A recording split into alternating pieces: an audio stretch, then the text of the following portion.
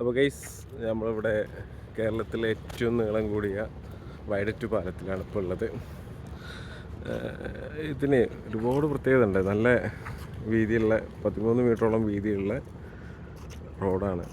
പക്ഷേ ജിസിലേ, എടാ ഇതിലേ ഈ റോഡ് ഇങ്ങനെ വളഞ്ഞ് വിളിഞ്ഞ് പോകാനുള്ള കാരണം എന്താടാ? അതായത് ഇതിപ്പോൾ ഇത് അപകട സാധ്യതകൾ കുറക്കാൻ വേണ്ടിയിട്ട്. സ്ട്രെയിറ്റ് റോഡാണെങ്കിൽ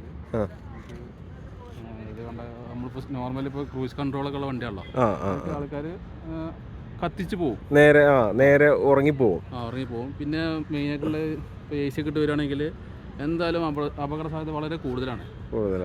അപ്പോൾ അതിന് വേണ്ടിയിട്ടാണ് ഇത് ഇങ്ങനെ കണ്ടക്ട് ചെയ്തിട്ടുണ്ടാവും അല്ലേ? പക്ഷെ എങ്ങനെയായാലും അടിപൊളി റോഡാണ്. ഇപ്പോൾ നിലവിൽ ഓപ്പണിംഗ് ഒന്നുമല്ല, എന്നിരുന്നാലും കുറച്ച് വണ്ടികളൊക്കെ കയറിയിട്ടുണ്ട് ഇതിൽ.